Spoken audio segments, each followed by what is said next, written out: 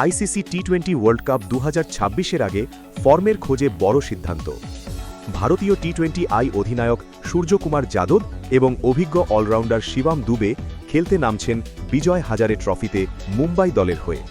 যদিও সম্প্রতি দক্ষিণ আফ্রিকার বিরুদ্ধে 5 ম্যাচের টি-20 সিরিজে ভারত 3-1 ব্যবধানে জয় পেয়েছে, তবু ব্যক্তিগত পারফরম্যান্সে কিছুটা ধাক্কা খেয়েছেন এই দুই সিনিয়র ক্রিকেটার। সূর্যকুমারের ব্যাট থেকে বড় ইনিংস আসেনি, শিবম দুবেও অলরাউন্ডার হিসেবে নিজের ছন্দ খুঁজে পাননি।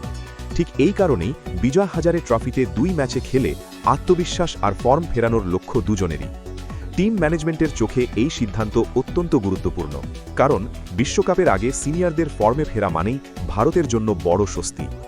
আপনার মতে বিজয় হাজারে ট্রফিতে খেললে কি সূর্যকুমার ও শিবম দুবে আবার পুরনো ফর্মে ফিরতে পারবেন? টি-20 ওয়ার্ল্ড কাপ 2026-এ এই দুজন কতটা গুরুত্বপূর্ণ হতে পারেন? কমেন্টে আপনার মতামত লিখুন।